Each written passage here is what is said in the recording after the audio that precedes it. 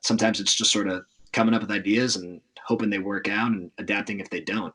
It's not always a clear cut path that you can follow, but I like the adventure.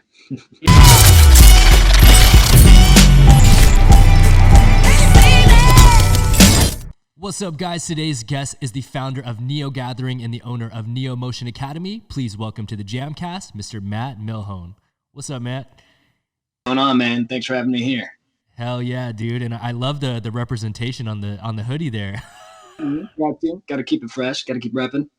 You're smart, man. I can't tell you how many guests come on the show and don't rep their own brands, and I'm like, guys, this is the perfect platform to wear it.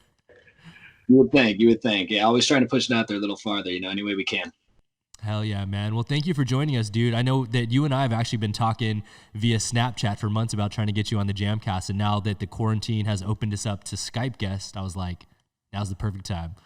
Absolutely. Yeah, dude, it's kind of crazy right now. We're all stuck inside anyway, so it works. I was going to say, there's so many things I want to talk about, but obviously, just first things first, is the academy currently closed right now? Are you guys teaching classes? Yes, so we closed at the kind of towards the end of March, right when we got the official stay-at-home order. And we typically run, maybe 15 to 16 classes a week. And so we were thinking, well, if we can't be doing classes just because of like the number of people in the building, if that's the issue, maybe we can still do private lessons just to get by and keep billing our students regularly and just try to give them something of value. But then we got that official, no non-essential stuff. Everyone stay home. And we're like, well, it definitely wouldn't be a good look. So we're just going to have to just kind of stop everything for now. So yeah, for the time we're officially closed. What's the ETA on opening things back in your state? Do you guys have a guideline or an estimate? So we're in phase 2 because we're like a gymnastics or like a gymnasium / recreational sports type business. And so right now here in Ohio, they've got, I think they're getting to where retail and other service businesses can start doing stuff again with, strict social distancing policies and whatnot. For us, though, since we're more recreational or we're perceived that way, we don't really have an exact time, which is unfortunate. But I'm hoping that by June, maybe we can get back at least to doing the private lessons, at least doing something in there, if not operating at full capacity, because that's likely still a couple months out. It's looking like. Yeah, it's such a crazy time for gym owners, especially me being one myself. That's part of the reason why I wanted to have you on here right now. But yeah, it's so crazy. There's actually a gym here in California, not here specifically, but in the high desert. And it hit national headlines because the owner of the gym, long story short, I'll give you the cliff notes. He was basically going through a rough day where he was getting tons of emails from people saying, cancel my membership. You've been closed too long, blah, blah, blah, blah, blah. He was about to walk outside of his gym and he saw an old guy sitting there. And he was like, damn, I don't want to go out and get berated by someone. And he said he finally manned up, went outside. And the guy was an Army veteran who goes to the gym and basically was just like, hey, man, when are you guys reopening? Like, this is the most beneficial thing for my PTSD and for my life in general. And so that guy that day made the decision that he was going to go against all state and county mandates. And he officially opened his gym to the public as of May 1st. And I haven't heard if he got shut down yet or anything, but that was all over TMZ, all over the news, everywhere. Yeah, I think I actually did come across that on Facebook the other day. And I got to be honest, that's big respect to that dude. I would like to do the exact same thing because I really feel like, like that guy was saying, the gyms are some people's only outlets, whether it's like, you're getting your lift on or you're just going somewhere to do physical activity. We understand the health concerns, of course, but if people know those risks and they're willing to take those risks, then I kind of think they should be able to make their own choices. If they want to go hit the gym and do their thing, it's going to help a lot of people up here, as well as physically. So props to that guy for being a boss. That's legit. It's crazy. I think everyone's waiting to see how the cards fall. And then based on that, people start to take their own progressive steps and things. But we're in the same boat as you right now, man. We've been closed officially since March 15th. And we're we're in the first week of May right now. So it's like, dude, we've been closed for 8 weeks, It's wild. Now, you haven't seen anything like this before, have you? I mean, you've been in the game for obviously a lot longer than we have. Have you ever seen any sort of mandated stop doing what you're doing? Dude, this is literally something that I didn't know if we would ever see in our entire lifetime. Like, this is probably the closest thing to martial law that I've ever seen, where it's like we're literally mandated to just stay home. It's crazy. It's wild. are you guys doing like Skype stuff or sorry, not Skype, like any Zoom classes or anything virtual? Yeah, so what we're doing at Jam, and I was going to ask you the same thing, is what we're doing right now is we're doing YouTube videos, because what we found is we did a couple live ones, but some people, because of the current situation, they weren't on the same schedule. So what we've done instead is every Monday we release one public workout to the world that's on our YouTube channel, and then we also email out our classes for the week that we've pre-recorded and pre-edited for our students that are on monthly passes and stuff. We're not charging anybody right now during the current time, but we're sending out about 6 classes a week for our different programs, so the kids can replay them, watch them at any time, and they're not bound by the time slot. What about you guys? Same sort of thing. We're doing a little bit less than that, but same sort of idea there. I know a lot of the people that own karate studios in this area, and they jumped on the Zoom train hard right away. Yeah. And we kind of waited a bit, and we wanted to see what was really going to happen before we dove into something, just a whole new way of operating. The whole pivot to virtual. But we decided against that because, especially with the schools closed, kids they already have to log on probably 2 or 3 different places in a day just to do their regular schoolwork, not to mention all the other activities that they're in that are now trying to pivot to virtual also. And we didn't really, the way I feel about it is we didn't want to just become another thing that these kids had to do. So I would rather deliver stuff that they can watch later, kind of like what you guys are saying, they can look at it when they want to, and it's not a stressor. It's not like, oh shoot, it's Wednesday, we got to go do this at this time and whatnot. So we've been ramping up our YouTube stuff, but also we do 2 live streams a week. And for people that do jump in at those live streams, we're able to interact a little bit. But we definitely, I don't know. I also don't like the thought that, I don't want to put it out there that we can replace our business with all virtual stuff, because you can't. You simply can't. Like, with the martial arts, it might be one thing. You might be able to do your forms and stuff, and maybe even practice self-defense type maneuvers. But with tricking, man, and with like a kid's gym type setup, it's so hard to replicate. And we didn't want to be encouraging people, like young children, like, yeah, go try your tricking at home, just do it in your living room and stuff. It's not something that we felt was going to work well. So we went a different route, similar to what you're doing there. Yeah, I feel you. And like you said, you don't want to completely show that your business doesn't need an actual physical location for people to attend, but also just the inherent risk factor. Like, a lot of the things that we're teaching, we've definitely had to be very selective on the topics and the moves that we pick and choose, because, obviously we try to teach things in a safe and progressive way where people don't fall, but falling on the spring floor is a lot nicer than falling on your living room hardwood floor and stuff like that. So yeah, even if you got carpet, there's furniture around. When we do our live streams, we say it probably 5 times in a half hour, like, make sure there's nothing around you that you can run into, because it's just it's another way to get some liability going against you. And that's the last thing any of us need right now, I think. Yeah, man. And by the way, I love your coffee cup with the hashtag tricking. Yeah, one of my students' parents actually made this for me, because they jumped into the program a couple of years ago and have just been loving it since. And one day she surprised me with these mugs. I'm like, cool, you got this. That's awesome, man. And I don't mean to be Debbie Downer here or the bearer of bad news, but this is public knowledge. I have visited your website, so I've seen this as well. But just to put it official on the JAMCast for the world to hear and see, what is the current update on Neo 8, or what is the current update on Neo Gathering? We put it off as long as we could. So for anyone listening, I also run the Neo Tricking Gatherings, which are, I believe, the largest in the United States. It's something we've loved to do the last 7-8 years now, and it was a really tough decision. We were planning on last weekend of June, and we were just hoping that by then we'd be able to get at least 50, at least 100 people together or something. But it being May now, and there's no talk of that in the near future, there's just no way. So we're officially postponing Neo 8 until December is our plan now. We're going to hopefully sneak in the week right before Hooked. So if anyone can't make it to Hooked, maybe they can make it to us for Neo by then. But it was something we were putting off, just hoping that it wouldn't come to it. But you gotta be proactive with stuff like this and come up with a plan for it. So that's where we're at with that for now. Wow, man. And I'm sorry to hear that, man. Like you said, it's in my opinion, it has to be the largest gathering in North America that I know of. as far as like numbers wise is concerned, and also just the number of ones that you've thrown consistently over the years. There's a lot of gatherings that have come and gone. I'd say the longest running one is obviously Loop Kicks Camp, which we can't deny. But yeah, I really have to give you a lot of respect and props because, me personally, I hit a point where I kind of, as you guys know, took a step back from the organizational side of being a member of the tricking community. I stopped throwing gatherings for a good amount of time, and it was really cool to just see that like other people like yourself really took that on their own, accord and really pushed things to the next level. Yeah, I appreciate that, man. I don't think it's any secret. I've been watching you guys, your White Lotus up through Jam, you guys for what's been now 10 years, 12 years maybe.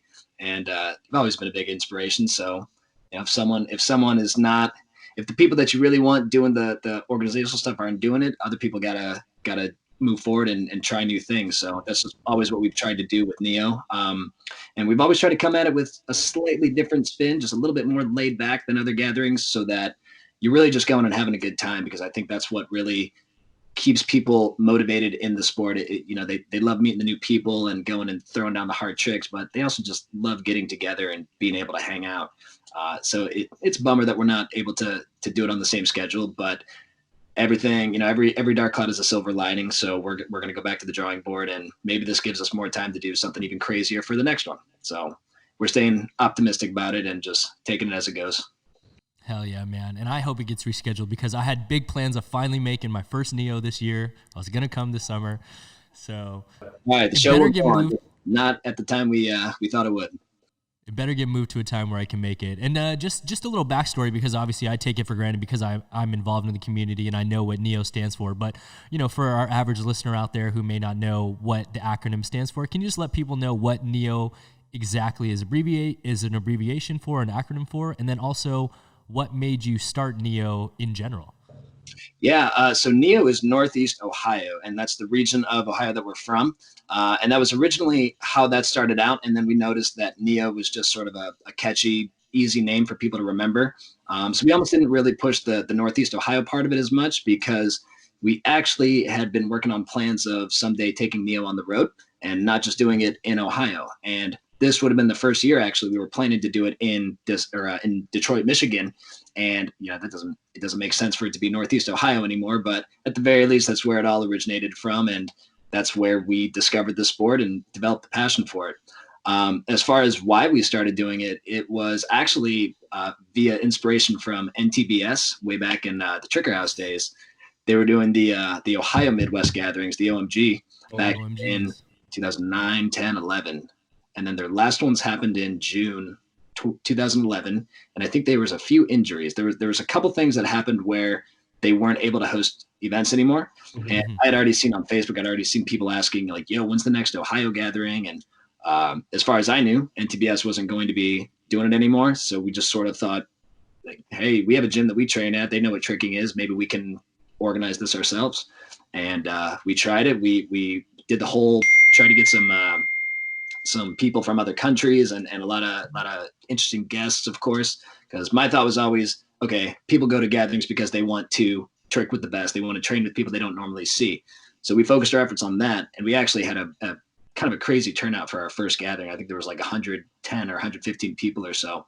And I was 20 at the time, so I had no idea what I was doing, but somehow we hung on and turned it into a little bit better, more well-oiled machine over the years, I like to think.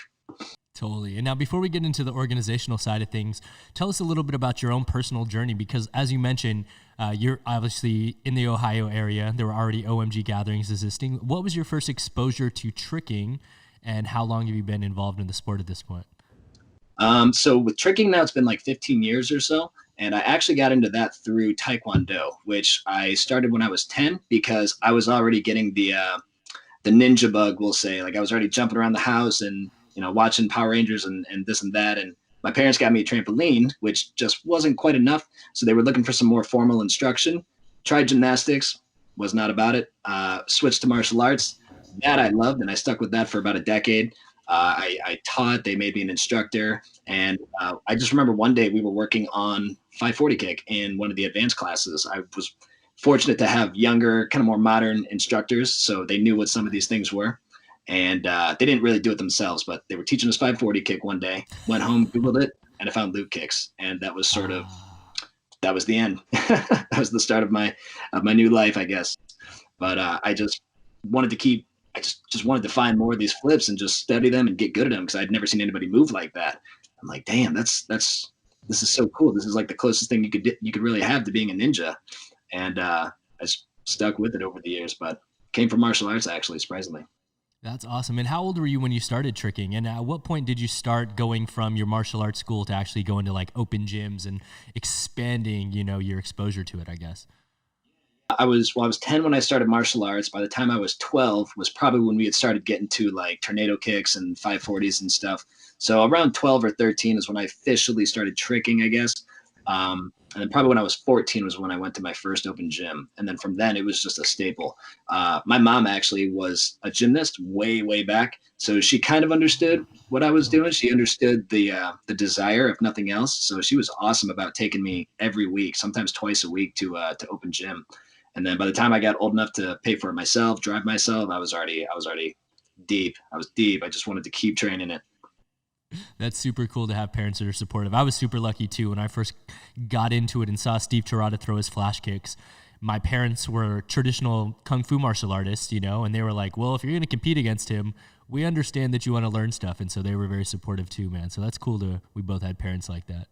And now one of the questions. Wild stuff. She trains, like you said, she was training celebrities or something in her time. Oh, my mom and dad? Yeah. Yeah, my mom and dad have been in the entertainment industry, but mostly in the regards of training actors and actresses. They didn't really go in front of the camera as much as I did. So growing up, I was always exposed to them, like training people from TV shows I would watch and stuff like that. And it was a trip as a kid. That's so awesome. Yeah, man, super blessed. So, like, I got to ask, though, when you're starting this journey out here in Ohio, for me, for example, I live in California, so my first exposure was watching Steve Tirada live, and I had access to a bunch of guys. Arnold Chan used to train at Valley College, where I used to go and train at. I'd see Lateef Crowder. Who did you get to train with out in Ohio? That's the thing, man. It was pretty much me. Like there was me, and then this was 2008. I had one other buddy that I knew at the time. We went to the same karate studio. He was kind of interested in it, but he was never interested the same way that I was. So he got up to doing like B twist and 720 and stuff like that, double legs, the really, really classic kind of old school tricks. And from there, then I think the next person I met was Tyler Powell, or he was one of the next few that I met. And I had no idea. He lived in the same city as me. We went to different karate studios. He was a year younger. We even went to the same school, like that same high school. And I saw him at the gym one day, and I'm like, dang, you do this stuff too? And I mean, he was a savage. He was definitely more like Steve Tirada style. So he was hitting like dirty side swipes and all these kicks. I was over here working on gainers and corks and stuff. So it was funny because I got into it through martial arts, but I always had more of that like flipper sort of style to my tricks, I guess. But T-Pow, that was a treat getting to watch him like back then, just doing things that even now you don't really see people do a lot of the complexities that he was doing with his kicks and whatnot.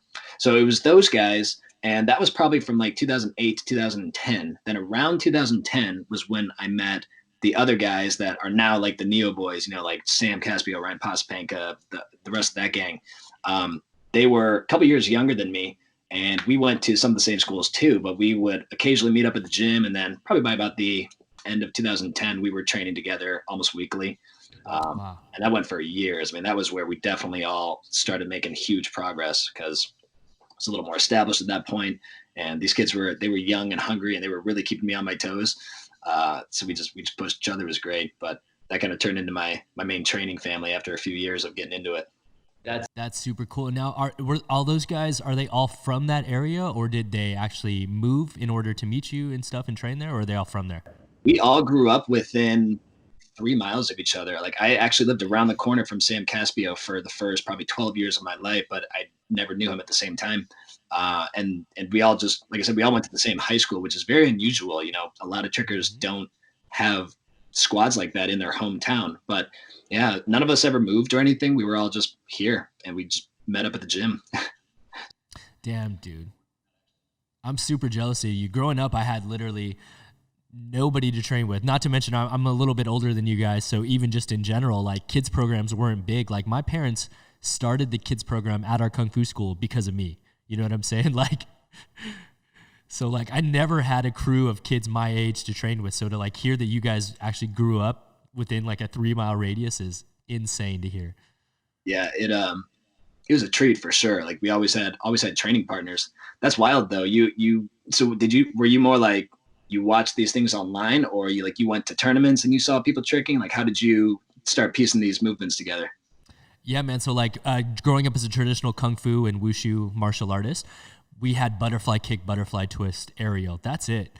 My first tournament I was exposed to tricking was the 1999 Ed Parker International Karate Championships, which is the same tournament that's famous in the Bruce Lee movie where Bruce Lee goes, "I'll fight anyone in under a minute." That's the same tournament. So it was like a very well-respected tournament. I qualified for a Grand Championship Juniors on the stage, and the person I was in the finals against was a gentleman by the name of Steve Terada. And that was my first exposure to real-life tricking, like in person. I was like, "Mom, he just did a backflip and kick like 5 times." Yeah, the crazy multi-flash kick. Oh, I love it. Yeah, was he snappers and stuff at that time, or was he kind of on the come up too? He wasn't doing snapus yet, but he was starting to make that transition into becoming like an upper echelon tricker and starting to like revolutionize the game at that point. Sure. Yeah, because I remember seeing the this was when YouTube started to get more popular, because actually when I first was searching loop kicks, I came across belang.com. YouTube wasn't even really it was not nearly what it is today. So when it did start becoming more prevalent, I was able to find these like Charlie Lee national videos and the extreme kick contest videos. And I saw one of Steve Terada from 2002 or something. It was insane. And just it blew my mind. That was the stuff. I'm like, yeah, I want to do that. He was the man. Not only did he stand out as far as his tricks were concerned, but one thing I always remember about Steve was his like musicality. He always had like really cool songs that stood out in my mind. And I was like, damn, he's doing like I don't know, like it's like dancing in a way, and that was just because extreme forms and musical forms were so new, you know. Right. It was just very well choreographed. I guess that makes sense though, seeing that he went on to have quite a nice little dance career as well. It's great. No coincidence in him and Rudy Raynon are both on Quest Crew. You know what I'm saying? Like, right. That's not. Yeah. It's crazy, man. So obviously you start getting like your own grassroots like group, so to speak. Like you start to train amongst all these guys and things like that. What made you throw the first gathering? I know you mentioned that you knew that OMG wasn't going to happen, but this is one of the things I want to talk to you about, because I think a lot of people don't realize, A, the amount of work it takes to throw a gathering, and B, that they aren't always money-making ventures. Yes.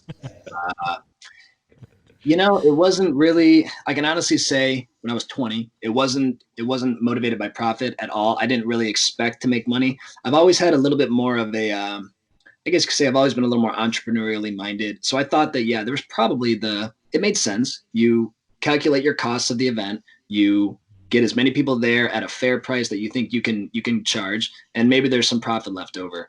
But it wasn't really the reason for doing it. I think part of it was I wanted to see if I could do it.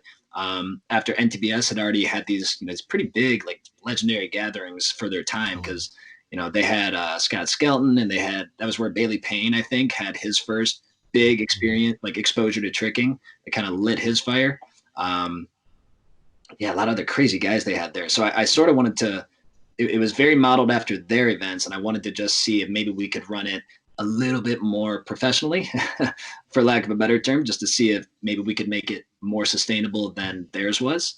It took time. It really did. Like the second Neo, for example, just felt like a disaster in all areas, but it was something we liked doing. I really liked seeing everybody there and being happy. Part of it was maybe a little bit of an ego stroke. I liked knowing that I was the one creating this thing that everyone was having such a great time at. But coming back to it, it always was definitely about just giving people a really crazy weekend where they can meet a lot of people that they don't normally meet. A lot of people have told me, well, a handful of people have told me they've had some of their best sessions ever at a Neo gathering, and they can't wait for it. And it's very humbling, because I don't see it in the same light as them. I see more of the back end and like, okay, here's what we need to do. Are the people enjoying it? this and that. And it hasn't been until recent years that I've been able to sort of get into the mindset when the event's actually happening, where I distance myself from being the organizer and I actually just look around and watch and enjoy it. And part of that just came with ironing out our operations a little bit better, getting a little more of a core team to handle everything. That way I could do a little bit less and then just enjoy the event as it was happening. But yeah, it was always motivated by just trying to put on for the people. Yeah, man. Full transparency. One of the reasons why I stopped throwing gatherings is because they're a pain in the ass, for lack of a better term. And as an organizer, I think you could probably attest to this as well. And I ask every organizer, do you ever even get to trick at your gatherings, or are you usually just running around so much that you're just like, holy crap, the weekend's over? Uh-oh. I feel you on them being a pain in the ass. There's definitely parts of it that are just, you just don't even want to think about. Yes, I've definitely gotten to trick at my own events. It's funny though, because when it's Neo, when it's my event, that's almost not even on my mind. I almost don't even care to go out and trick. I would rather be tending to everything and making sure that nothing's about to go catastrophically wrong, which that sort of feeling has also decreased in the past few years. We do feel like we have a lot more control over everything that's happening. It's a lot smoother. But sometimes people be like, hey, you going to trick this weekend? And I'm like, maybe, I don't know. We'll see. Usually I got to throw a couple things, so I'll get out and just do some basics if nothing else. But it's hard to say. It's hard to describe to people. I think that when you throw your own gathering, for me at least, it's not about my tricks. It's about being able to create something for everyone that's there. So it's just not always in my mind. But I'll probably try to trick a little bit more at the next one, just because once you ask, now I'll be thinking about it. I'll be like, should have myself a nice little Neo sesh. Yeah, it's funny, man. I always find myself like, I don't even have time to trick. It's not even on my mind. And then before the weekend's over, I'm like, well, that's crazy. I just threw an event for all these people and didn't even do a single thing myself. It's so surreal. Yeah. And it's easy to come to terms with it in your head. You're like, well, I was busy, but part of me is usually like, damn, I should have gone and at least had one solid session and maybe tried some new stuff. But then there's also that thought, like, if I just do something stupid and I tweak my ankle and I'm out for the rest of the weekend, that's going to be a huge, huge pain in the ass, because then I got to loaf around and be waited on and stuff. And no one's trying to do that. So it's more just stepping back and letting the youngsters do their thing. Totally. And at this point, just, for the tricking community and kids that are out there that could probably learn from both of us, what do you think are the things that make a successful tricking gathering? And what are some of the favorite events of your own that you've gone to besides Neo? For sure. Right off the bat, I'm gonna answer the second question first. I think some of my favorite gatherings, Hooked is an awesome gathering. If you get the chance to save up and go out there and enjoy, you want to take at least a week, I would say. Don't just go out there for the weekend. It's not enough. Try to go for the week. But that's a really awesome one, because that's just a melting pot, man. You get people from all over Europe and Asia, and not to mention the US. There's a lot more going these days. But that's a really cool event to see. I really like Trick Hungry in Florida. I went to their third. Dang, I don't remember now. I went to one in February. I think it was their second one, maybe their third. But that's a really fun one. They got like the beautiful beach of Florida, and they took an air track out onto the sand. Very, very old school kind of vibe to the gathering. Very, very chill, and honestly, a lot of like what we do at Neo. So I think that's why I enjoy that one. Plus, having just the change of scenery is nice. Other than that, Colorado gatherings are always pretty hype. I do like Pikes Peak's gathering a lot. It's always a good one. And so when I think about which gatherings I like and why, I think the important part of the gathering is having just the right people there, just having an awesome group of people where obviously there's the whole like love and community feel of it. And you're going to get that at most gatherings that you go to. But if you've got good, solid guests that you don't see a lot, or maybe you've got some up and coming young killers, those are our favorite to find, actually. Everyone wants the big names, and we try to do that for Neo as well. But we also try to find people that have gone under the radar a little bit, gone unnoticed, and sort of use it as an opportunity to just give them an awesome experience and get them out there a little bit. But I'd say the most important things to the gathering are great communication amongst your team, right? Everyone has jobs. Everything is well organized and thought out. And to do that, usually what we like to do is just have a little session where we actually sit down and try to talk through the entire weekend, like almost hour by hour. We're like, okay, Friday, we're going to start with registration. It's going to go like this. Here's what we need. We start plotting things out. And then we stay in touch about that as we're getting closer. So we have a well-organized plan and communication amongst our core team.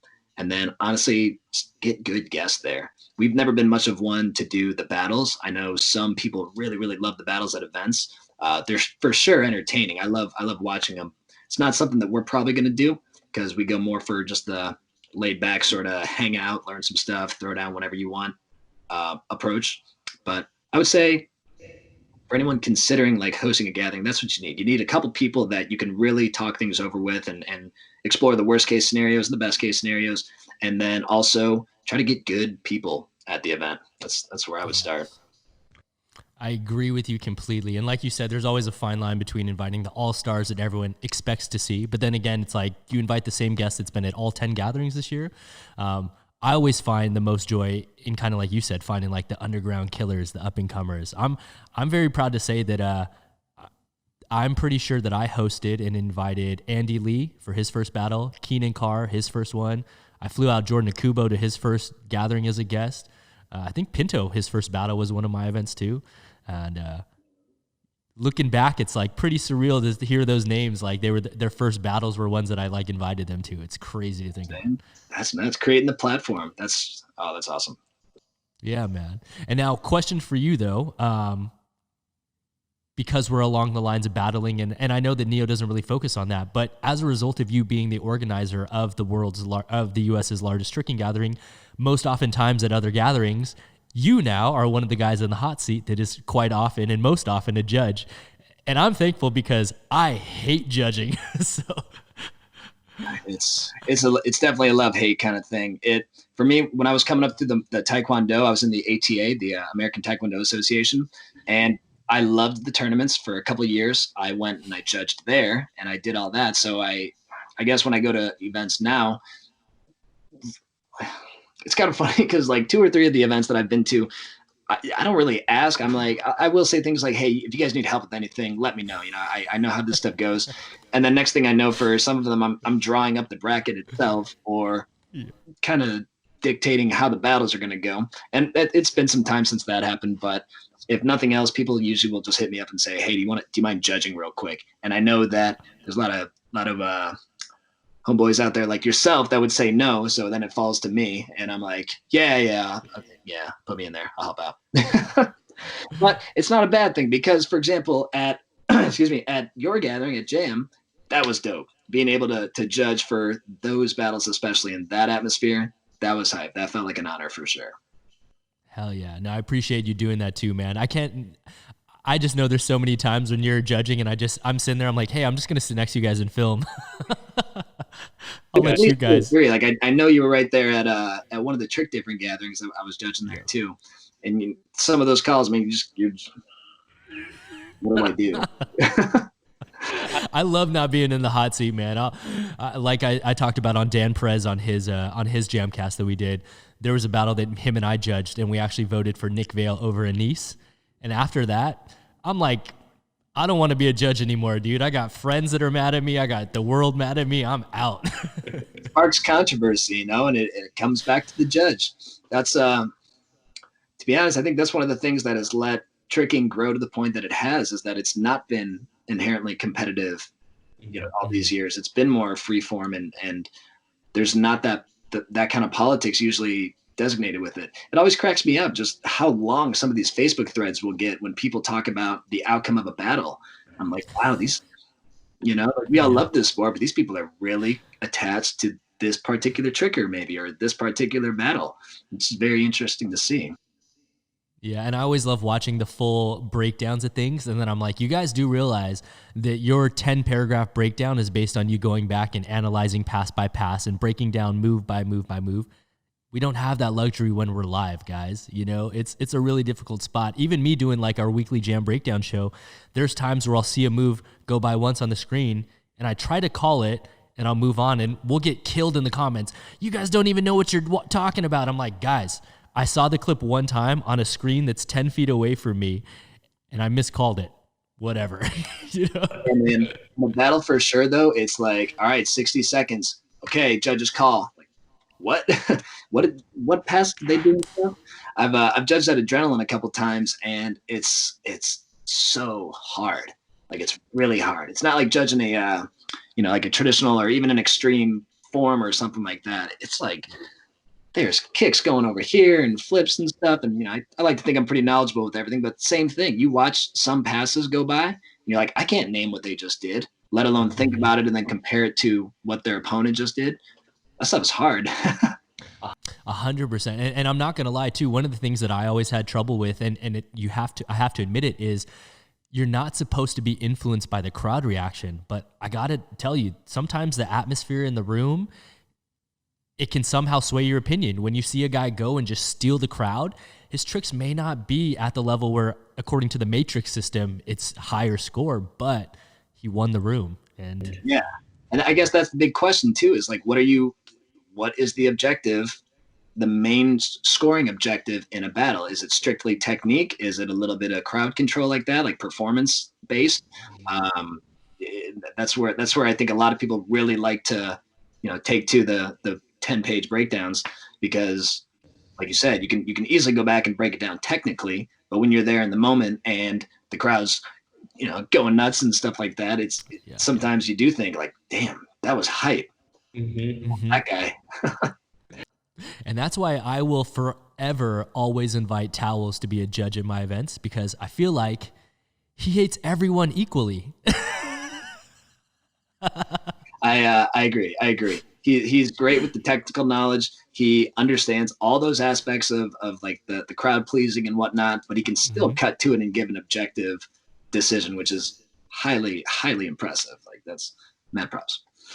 Yeah, mad props. And so one of the questions I wanted to ask you, as someone that is most often in the hot seat as a judge and someone, obviously responsible for a huge part of our tricking community in general, is what format of battles do you prefer? Are you a fan of the time battles? Are you a fan of the round by round battles?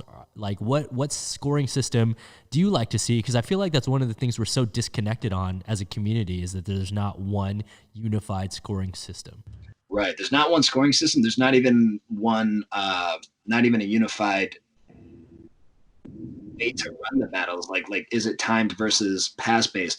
Personally, I like time based because I just like the surprise factor that you could have. If you jump in with 10 seconds left and the other person's gassed and you're still ready to hit tricks, I think that shows physical, not physical dominance, but you're trained a little bit better, you're conditioned a little better, and that's something that should be factored in my opinion. I can see the argument for both. Personally, I like the timed. I think that just puts it puts the same kind of pressure on both people, and they gotta react one way or another. So I go with the timed. I'm right there with you. I gotta concur. I'm a fan of it just because I like the fact that you can't be complacent.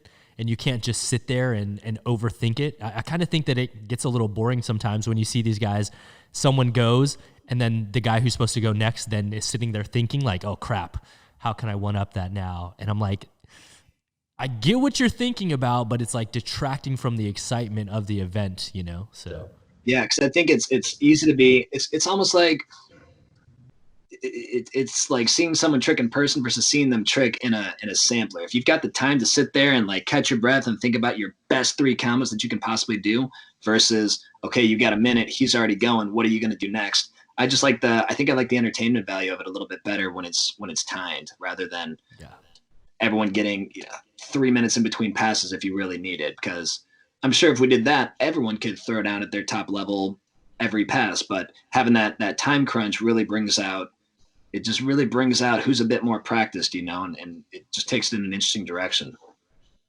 Yeah, I think you see the rawest form of battling in the timed ones, because guys can steal around, guys can choose to just go again if a guy's taking too long, and I think that you see the competitive aspect of it, in my opinion, really gets brought out when we're in these time battles, For sure. Yeah, and I'm the type, I forget my name sometimes, but if there's too long in between passes, I'm like, gosh, I don't even know what this other dude just did. I'm so focused on what this guy's about to do. Now I might be making a less accurate call because I don't, it's not quite as fresh for me. So again, I like seeing that, just that quick back and forth, done. Okay. Yeah.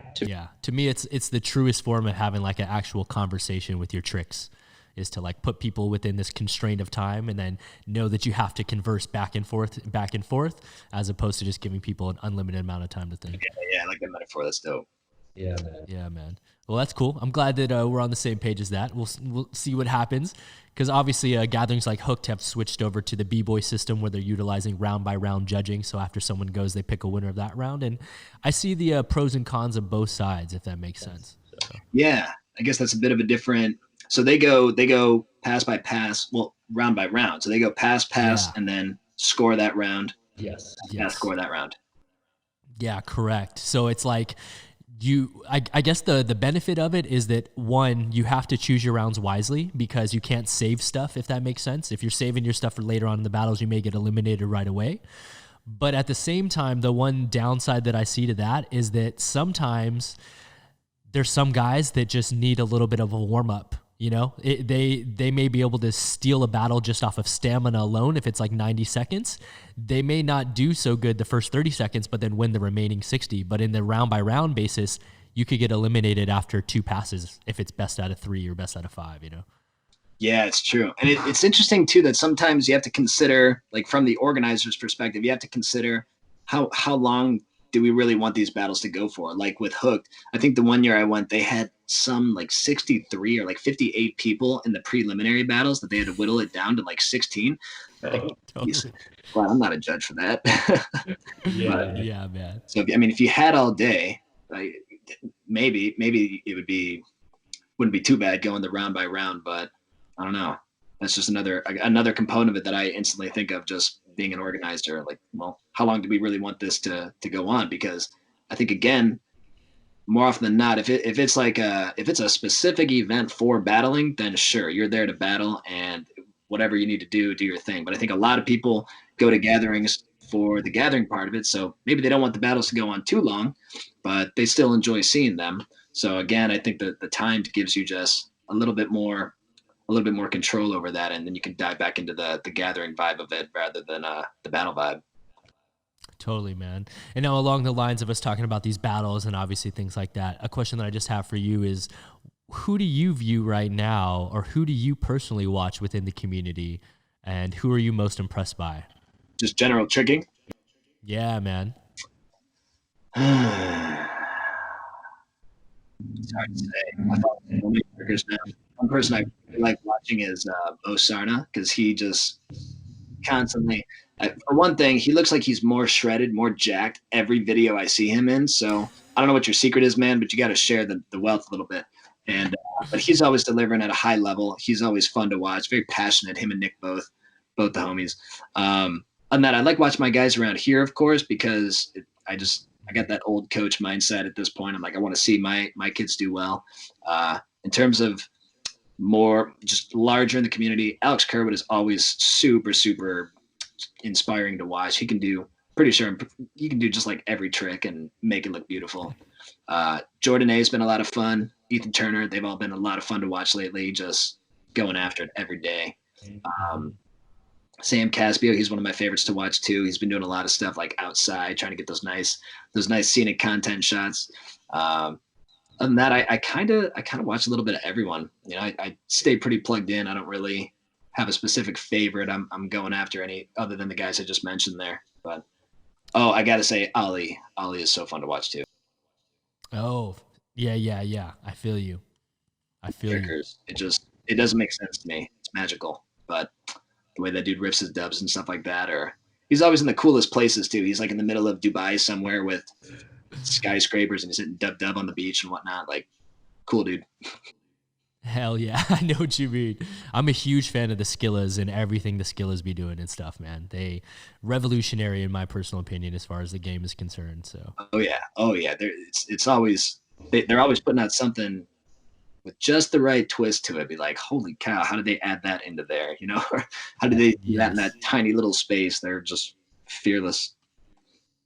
Yeah, mad props to those guys. Mad props to those guys, man.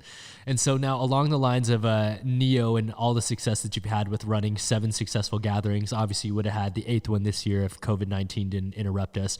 But one of the other big things, and things I wanted to talk to you about on this platform, because it's something that a lot of kids talk about but don't always get the chance to do, is you actually chose to open your own academy. So you have the Neo Motion Academy that is over there in Ohio. And how long have you guys been open for at this point?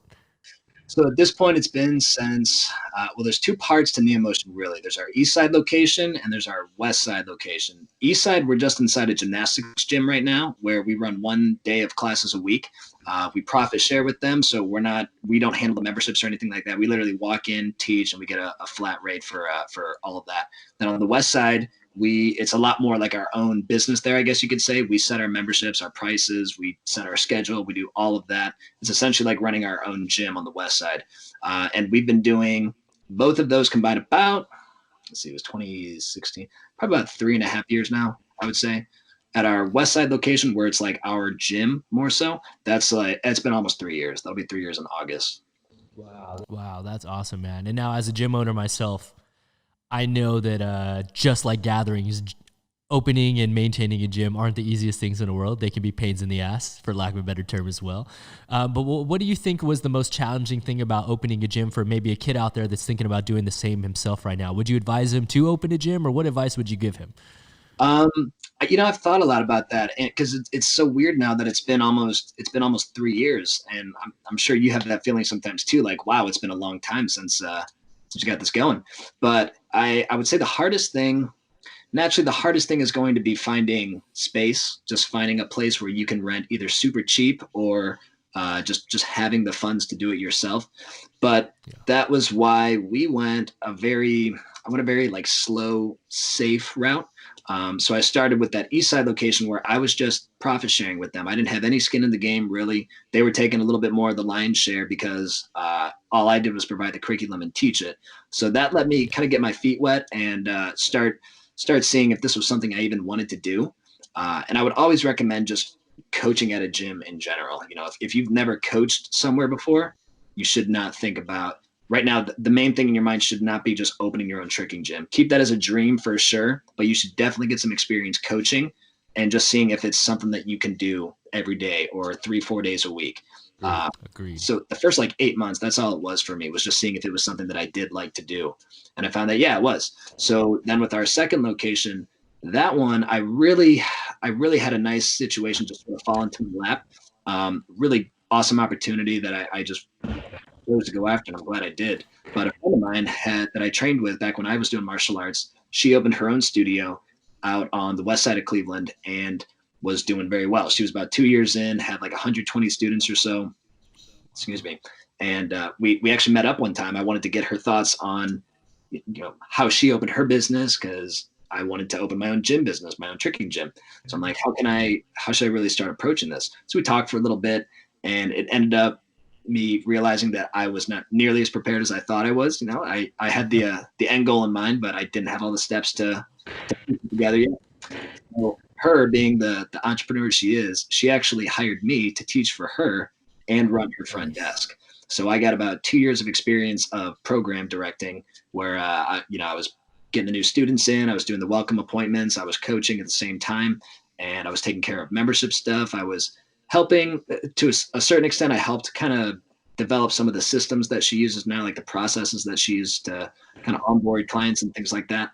And that gave me just so much good knowledge and information. On one hand, I learned a lot of good things to do, and I also learned a lot of things that I didn't want to do, things that these other places, these other owners were doing that I didn't like.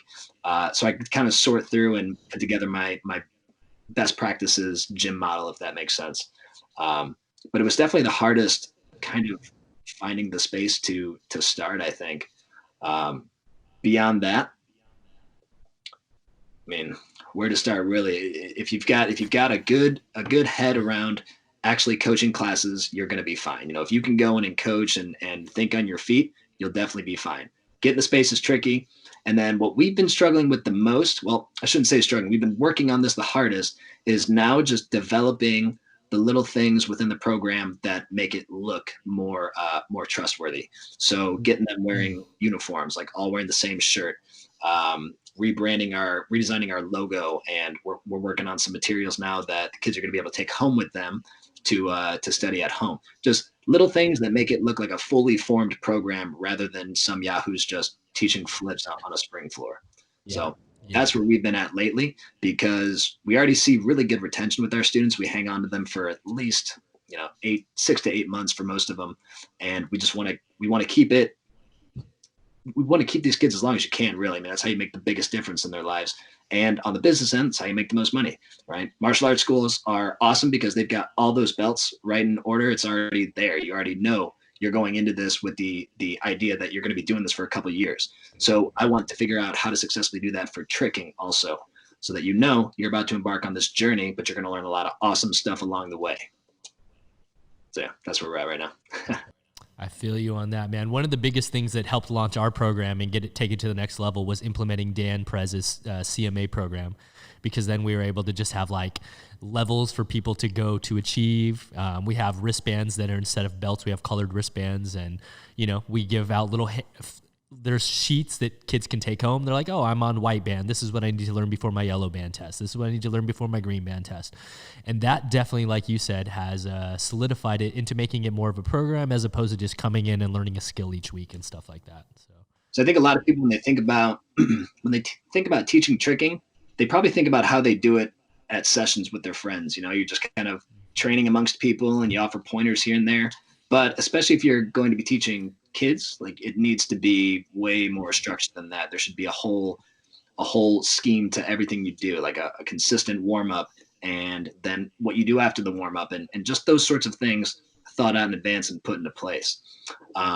That's cool that you guys use the CMA. How long have you been doing that now? 8 years. So when we first opened JAM, I was fortunate to have Dan Prez not only come to manage the gym, but also to use it as like a flagship so that he could launch his program and see how well it worked. And so ever since day one of opening JAM, we've had the CMA program in place, and then just made, little, changes over the years in order to update it or to combine levels and things like that. But it's been very, very successful for us. Definitely successful. So that's awesome. So at your gym, you guys JAM is like what we would like to be like someday, if we could, having multiple things going on inside the gym. Yeah. How, I guess, what percentage of the business would you say is tricking related? Like, where does the majority of it come from? That's a good question. As far as like revenue base is concerned, I would say the tricking program is probably 25% of it. Our biggest, funny enough, a lot of people think that our classes are probably like the biggest thing, but honestly, our biggest thing for us is our open gyms. Yeah. Word. Interesting. Okay. Yeah, I mean, 25% of revenue, that's not like a huge number, but that's certainly not a small number either. So that's tight, man. That's really cool. Yeah, we want to we don't do as many of the open gyms right now, but we talked about this actually at one point, and you mentioned that it was one of the bigger revenue streams. Yeah. Do you run them the same times every day, or is it different from day to day? You have 2 a day, right?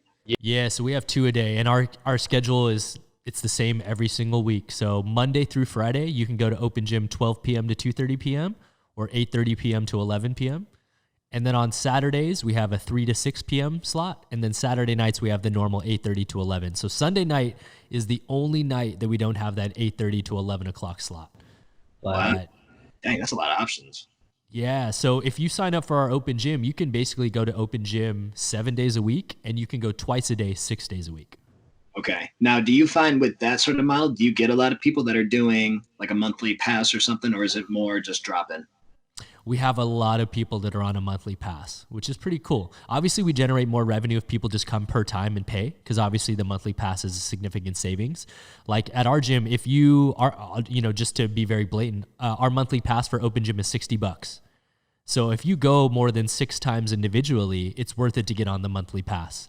But then there are some people that are like, I'm only going to go once a week, or they end up going twice a week. So they're kind of in this weird boat. So yeah, it's an interesting position to be in. And to be very honest with you, myself and my partners are in a very fortunate position where JAM is not our main source of revenue. In fact, we treat it completely as, like, for lack of a better term, a community center. Like, JAM for us is a place for our friends, our homies, our colleagues to go train at. We're not so concerned about, like, being a stickler for money, turning over all these programs and profiting off it, because we make our money doing stunts. So we're very blessed in that sense that we're able to do things a little bit differently. You know what I'm saying? Yeah, that's awesome, man. And you guys are clearly doing well with it, because that's the gym you hear about, Jam. It's the hub, it's the legendary spot. So it's really admirable, man. I respect a lot that you guys are, I mean, that you stuck with it for so many years. You didn't decide at some point that you could be making maybe way more money, putting even more time into stunts, but rather you kept this thing growing, and now it's for sure inspired a lot of people. You can't scroll down Instagram as a movement person without seeing a clip from Jam, I think. So you guys are killing it, man. That's awesome. I appreciate that, man. Like we say, we're blessed to have the people to walk through the doors every single day. If it wasn't for them, Jam would be just another gym around the world, So we're blessed. At the same time, we do sponsor a lot of people. If you saw the amount of people that we sponsor for free training in exchange for, teaching or posting and things like that, when you add up the numbers revenue-wise, we would be killing it if we charged every single person that we sponsor. Okay.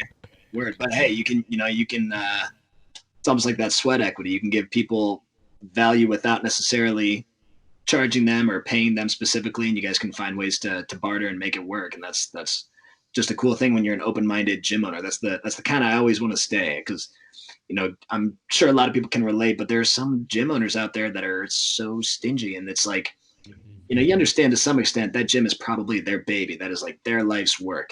I've always approached, like, obviously I want to give as much as I can to the gym business, but I don't want it to be the only thing that I've ever done. And I don't want it to be the only thing I have in 30 years. So I'm definitely taking more of that approach too, where it's like, this should be something, it can be something that will generate plenty of money for you over your life, but it should be something that you really do enjoy doing. And you're very passionate about it, because unless you're the owner of a facility or you're doing hella private lessons, you're just not going to make that much money coaching. You do it because it's like a good middle ground and something you really love to do, perhaps. Um, yeah, we just like having fun with it. And really, it was the biggest thing that led me to even try to do something like this is I just wanted my own space to train and have the boys over to train. And if I had private lessons, I could do them on my own space. If I wanted to do a little event, I could. And now it's blossomed into more of this business. But already, we're thinking, how do we streamline the operations? How do we keep it so that we're really putting the most energy into the teaching and not on the businessy end of things, because that's the stuff we like to do. So it's been a wild ride, but it's great having people like yourself to look to, because circling back to one of your other questions, one of the hardest things is in doing anything with tricking is that there's not a lot of history there. You don't really have a lot of people to go to and ask about. Sometimes it's just sort of coming up with ideas and hoping they work out and adapting if they don't. It's not always a clear cut path that you can follow, but I like the adventure. Yeah, exactly, man. I'm right there with you. And it's just dope to see the amount of schools that are continuing to pop up around the world. I know when we were at Trick Different, you and I went to a lunch with Josh Durbin, and we were picking each other's brains about how we run our schools. And that's the coolest thing to me, is that seeing like all these new generations as we become the older guys, that we like have these discussions amongst our groups of friends about business, not just about like, all the fun stuff we used to sit and talk about back in the days. Yes. Yeah. I love talking about ideas. It's hard for me to talk about. It's hard for me to talk about stuff that's already happened. I always like thinking forward, and what's happening next. What can we work on? What value can we keep bringing to the community? So that's what drives me most of my days. I just want to keep finding new ways to deliver more value and keep building this structure for this thing that people are enjoying, this tricking and flipping stuff that people seem to be enjoying. So hell yeah. And that's one of the things I wanted to talk to you about before we get out of here, which is, what do you think of the current state of tricking? Where do you think it's going, and where do you think it needs to go? Like, are we in a good place right now? What's your personal opinion as someone that's, a flagship member of our community? That's a great question. That's always the biggest question, like, where are we going? What is all this for? I think right now where we're at, we're definitely very developed sub niche of movement.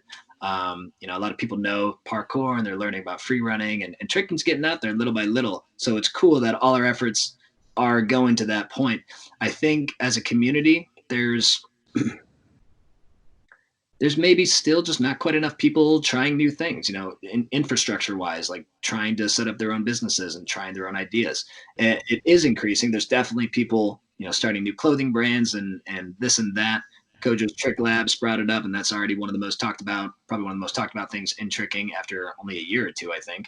Right. So there's people trying these things, but I think we still just need more of that.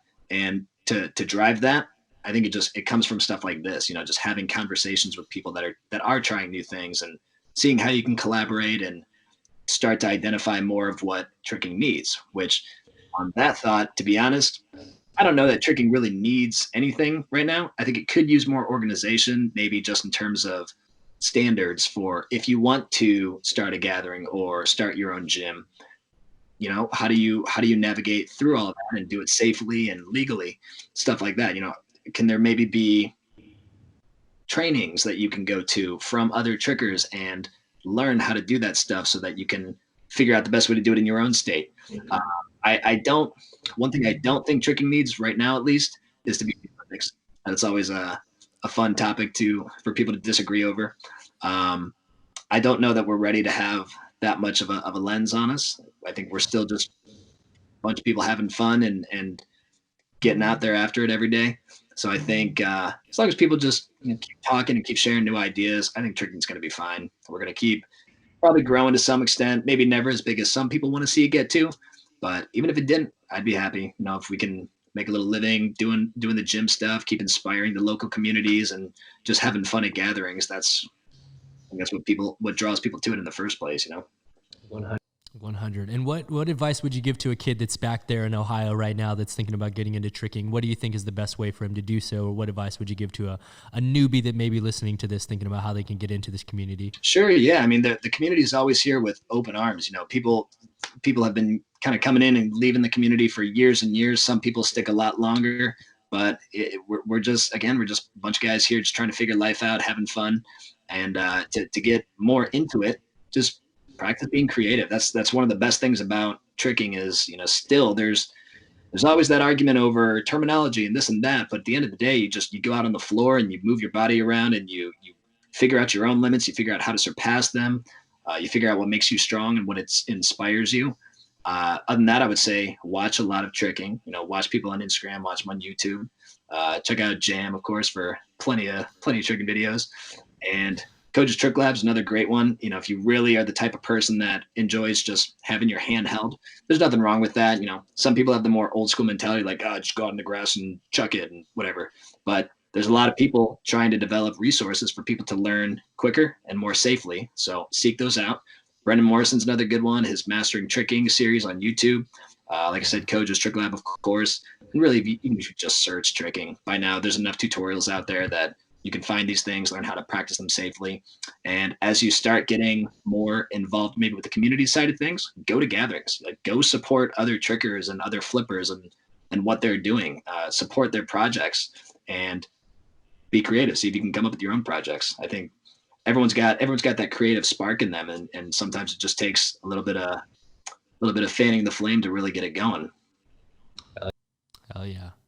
I totally agree with you. And if you're in Ohio, go check out Neo Motion when it's open.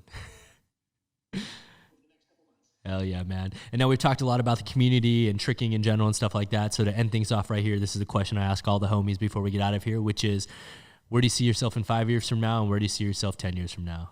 Let's see, 5 years from now, I'll be 32. So I would hope by then we're in our own space. We're not subleasing anymore for Neo Motion. Hope the Neo gatherings are happening maybe a couple different times throughout the year.